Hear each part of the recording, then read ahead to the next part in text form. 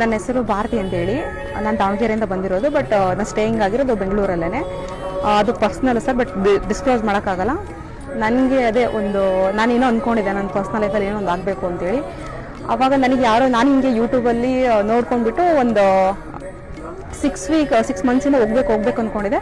But ಅದು ಸಡನ್ನಾಗಿ ನನಗೆ ಗೊತ್ತಿಲ್ಲದ ಇಲ್ಲಿಗೆ ಬರೋ ಒಂದು ಸಿಚುವೇಶನ್ ಬಂತು.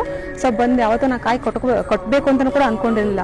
ಬಟ್ ಸಡನ್ನಾಗಿ ಆಲ್ ಆಫ್ ಸಡನ್ ಇಲ್ಲಿಗೆ ಬಂದ ತಕ್ಷಣ ಮೈಂಡ್ ಅದು ಹೆಂಗೆ ಚೇಂಜ್ ಆಗುತ್ತೆ ನನಗೂ ಗೊತ್ತಿಲ್ಲ. ಬಂದ ತಕ್ಷಣ ನಾನು ಕಾಯಿ ಕಟ್ಟಾದ್ಮೇಲೆ ಎಲ್ಲರದ್ದು ಬಿಲೀವ್ಸು ನಾನು ನಂಬಿದೆ, ರಾಯರು ಇದೆ ಅಂತ ನಾನು ನಂಬಿದೆ. ಬಟ್ ಫಸ್ಟಿಂದ ನಾವು ರಾಯರು ಅಂತಂದರೆ ನಮಗೇನು ಗೊತ್ತಿರಲಿಲ್ಲ ಸರ್. ಇಲ್ಲಿಗೆ ಬಂದಾದಮೇಲೆ ಕೂಡ ರಾಯರು ಇದ್ದಾರೆ ಅಂತೇಳಿ ಅದೊಂದು ಮನಸ್ಸಿಂದ ನಮಗೆ ಗೊತ್ತಿಲ್ಲದ ಬಿಲೀವ್, ಅದು ನಮಗೆ ಗೊತ್ತಿಲ್ಲ ಆಟೋಮೆಟಿಕ್ಕಾಗಿ ನಮ್ಮಲ್ಲೇ ಬರುತ್ತೆ. ಅದು ಒಂದು ಪಾಸಿಟಿವ್ ಡಿವೋಷನ್ ಅನ್ನೋದು ನಮಗೆ ಬರುತ್ತೆ. ಅದಾದಮೇಲೆ 1 ವಾರ 2 ವಾರ 3 ವಾರ ಆಗ್ತಾ ನಾನು ಮಾಡ್ಕೊಂಡು ಬರ್ತಾ ಇದ್ದೆ.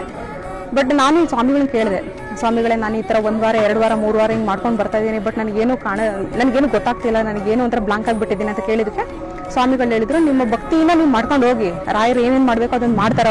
ಅವರ ಒಂದು ಕರ್ತವ್ಯ ಮಾಡ್ತಾರೆ, ನಿಮ್ಮ ಕರ್ತವ್ಯ ನೀವು ಮಾಡಿ ಒಂದು ನಂಬಿಕೆ ಇಟ್ಟು ಅಂತ ಹೇಳಿದರು.